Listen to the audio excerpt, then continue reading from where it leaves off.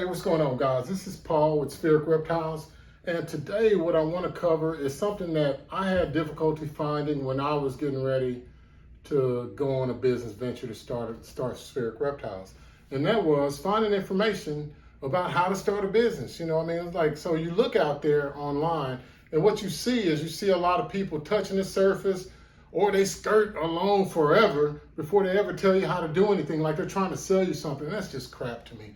I mean, I just want to keep things real. Pet owner turning into a breeder, you know, that's the direction I want to go. And I felt like the best way to do it for us at this point was to just start a business. So I'm going to touch bases on that. So the very first thing you do, because as you tuned in, this is 5 steps. These are 5 easy steps to me, because if you follow them, you can do it all in one day.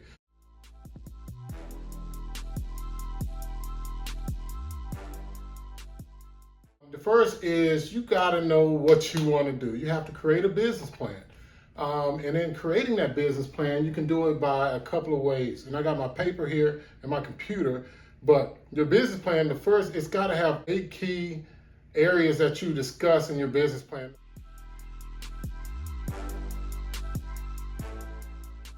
The first one is your executive summary. And in your executive summary, you're going to tell your company story. It's basically a summarization of everything that you want to do, like your love for your reptiles, because this is a reptile business video. What you will need most, what niche market you will sell to, your company's business model. So whether you're going to have a sole proprietorship, an LLC, or something else, or something in between, managed member like we have, measurable estimates for production and sales from baseline to some time frame. So it could be baseline to 1 year, baseline to 6 months, baseline to 2 years or 3 years. So you get the gist. So we chose 3 years because the IRS lets you kind of play around with the business for 3 years before you have to declare it as a hobby. So it gives you a good amount of time if you can stay afloat with starting your business. Let me say this, I'm not an accountant, I'm not an attorney. I do know an attorney, I do know accountants, so I just kind of picked my friends and my family members, and that's how I ended up with this. So what you will expect, estimating how you will finance this venture, as well as an exit strategy. And the important thing for your exit strategy needs to have actionable items in it. So when you get to that point, after your measurable time frames, and that's every year that you set from baseline to a measurable point, you know, if you'll expand, if you'll close down, if you'll seek to sell the business off for profit. So, and I know that those are all different things, but those are the things that you need to think about. So that's the very first thing that you should have in your executive summary.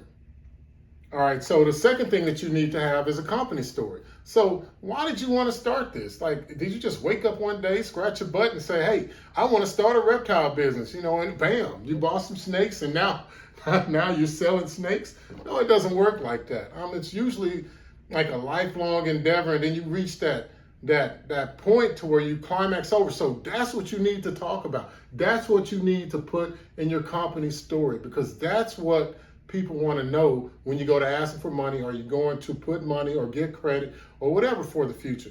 The third thing you need to have is an industry description or some history about the reptile that you're breeding. I say an industry description because it sets a better picture for you as to what you're getting into, because you need to know what you're getting into. So that's all in the research. So that's easily done today with the World Wide Web. The next thing you need to do is a competitive analysis, which includes a SWOT analysis. I don't know if you've ever heard that before, but SWOT stands for strengths, weaknesses, opportunities, and threats. So what we did is we looked at Morph Market we took 2 of the larger breeders for ball pythons. We took 2 medium-sized breeders, and we took 2 small breeders. And we did a SWOT analysis for each one of them. So what are their strengths, weaknesses, opportunities, and threats? And that helped us to determine the next step,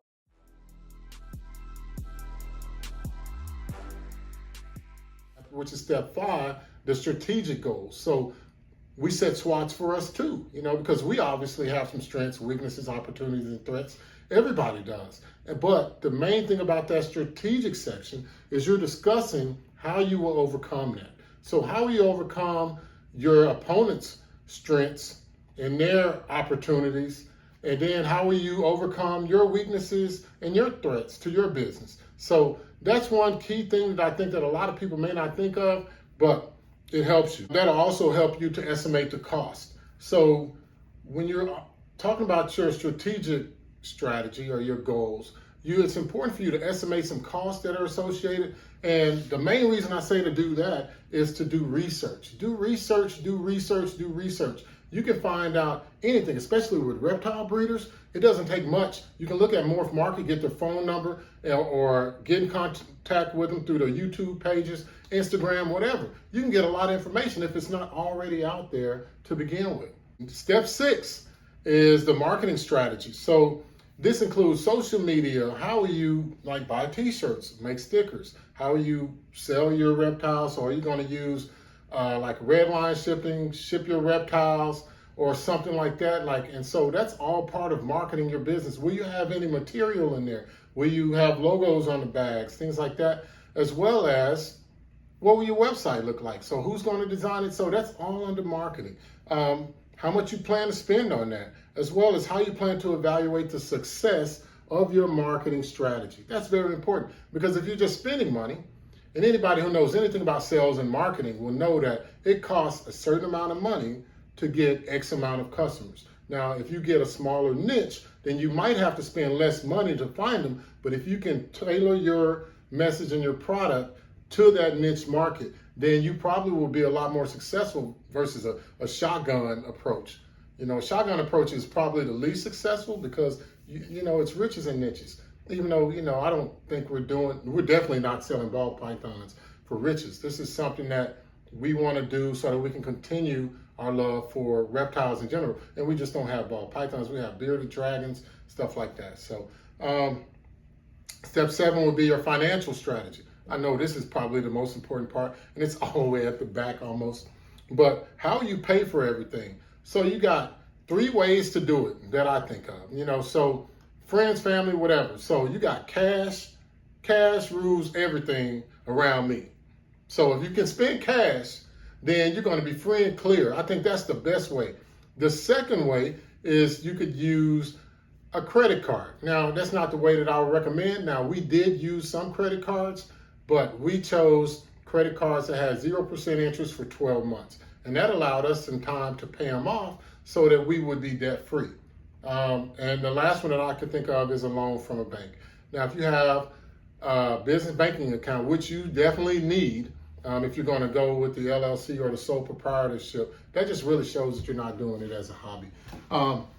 You can go that route and get a loan from the bank, but then you're strapped. So if you don't meet your goals and sell animals, then you might have to sell off your animals before you can even make any type of profit or find any love and the joy of breeding. So I would say cash, credit, and then the very last one would be the bank loan. The last part of developing your business plan will be your exit strategy. The exit strategy is kind of like your executive summary, except for it's taking the estimated strategic goals that for the estimated costs and all that thing, and then the marketing and how profitable it was over time, and you give a small summary of it, and then you say, well, if in this exit strategy, which is step 8, you will actually go and explain, so how will we move forward with this? How will we sell this off? Like someone might come in and say, I want to buy your whole collection. That might be something you could do. Or how will we get out of it all together and dissolve and get rid of our assets and close our business down? So, hey guys, that's the business plan part of it.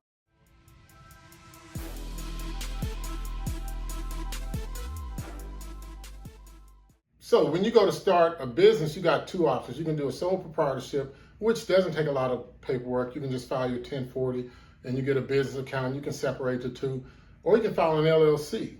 There's 2 different types: it's single member and it's managed member. So the reason that we chose to go with an LLC is because it would offer us a limited liability protection as a company. So it saves you from lawsuits. Now, it's some things that you have to know. There's some rules that go along with it. But if you start a business, the last thing you want to do is lose everything from the business. I know you have to weigh both sides. And that's part of the SWOT analysis, right?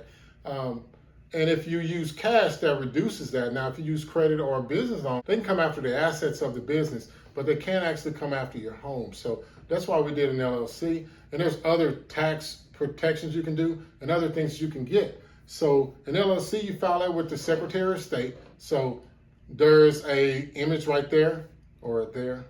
Yeah, I think it's right there. So there's an image right there that shows where your Secretary of State can be found. Here in Texas, we just go to www.sos.state.texas, and that will bring up the Secretary of State.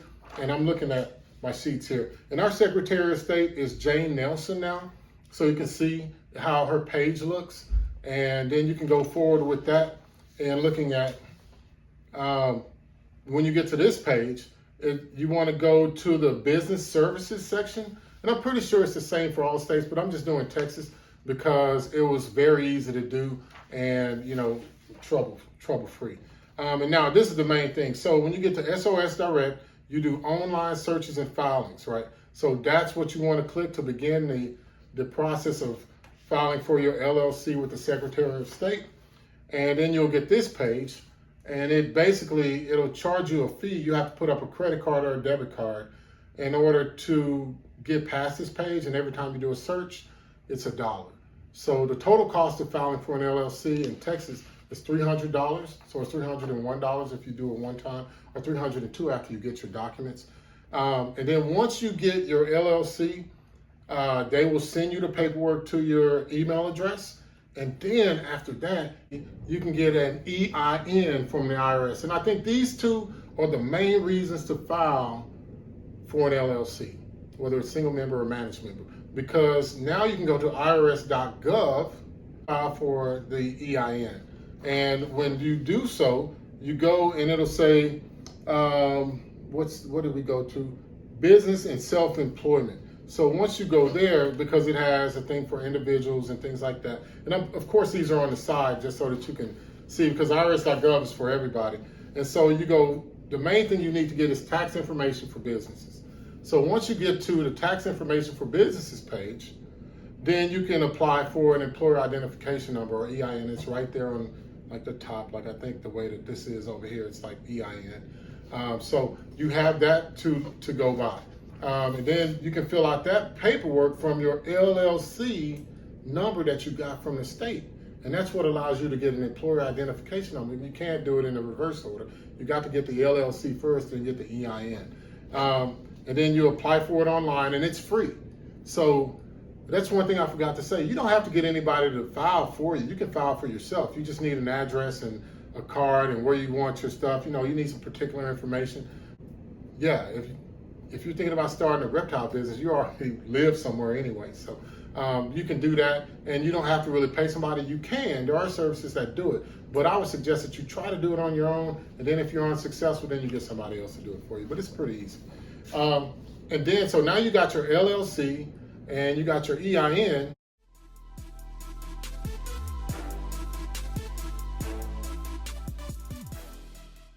So now you need a DUNS number. So Duns and Bradstreet is what that stands for. So you can go to duns.com, I think it's what it is, right?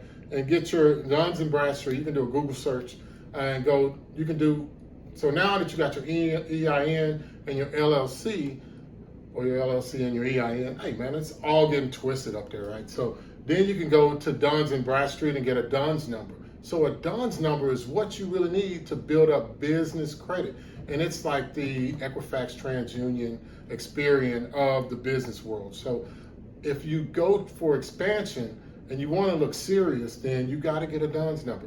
And I would suggest getting all of this stuff up front instead of having to get it later. Because if you get it up front, you're fresh and you're thinking about it, you can file it all at the same time, and then you can set time frames to monitor it and everything else, which is like once a quarter, right? You can do it before things are due, and then you can check your business credit, your EIN, your LLC, you can do all that. So you get your DUNS number, get a DUNS number. So that's their site is so easy. And of course you can file this for free as well. They got different options where you can expedite it, but you can do it for free or it's very, very cheap. So I would do it for free. because it says it takes a long time, but we got our response within like 2 days. So I think that's fast enough. The next thing is, so now you got your DUNS number. How do you claim it? Well, they're going to send you the information, the email address that you give them to send it to. And I think that's going to be great for you. So now you'll have your LLC, you'll have your employer identification number, you'll have your DUNS number, and now you go and you get your business bank account. So getting your business bank account. Now, most people only have 1 or 2 bank accounts anyway. What I found the best place to look at all of the business bank accounts was Nerd. So we went to nerd.com or nerdwallet.com and did a Google search there. And then that way you're able to look at all of the business bank accounts and see exactly what the minimum deposit is, what the percent is that they charge you for the maintenance of it, if there is a minimum balance. And that is all the things that you would need. And then they actually have the information there so that you can get in touch with them through them, or you can do it on your own. So.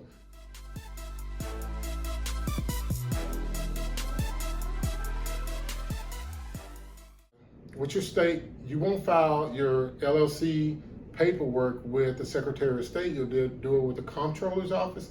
Like in Texas, we just go through the Texas Comptroller's office. But they're so upfront and friendly, even. They want you to succeed, right? Because the more money you make, the more money you can contribute to the state for anything. So, but they'll give you an advance warning of when that paperwork's due, and then you can call them. A lot of the times, that number is available on your comptroller. Like for Texas Comptroller's office, their number is available.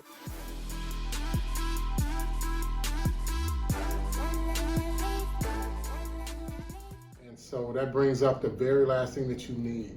You need an accountant. You need an accountant, because unless you have an accounting degree or you deal with finance all the time anyway, you need to know what you can expense, how you can expense it, if you need to break it down over time, if your vehicle, how you can expense the mileage on it, or if you can expense the whole vehicle if it weighs above a certain amount. Your animals, if you need to depreciate the value of them after you buy them, or can you write off the total amount, and how long do you have to do it? Your accountant can help you with that. I know that you can get TurboTax, but it's nothing like having an accountant to bounce things off of before they're due. So, hey guys, again, this is Paul with Spheric Reptiles, and I'm just a reptile guy trying to pass on what I know as simply as I can. All right, hey, I hope you guys have a good afternoon, and I'll talk to you later.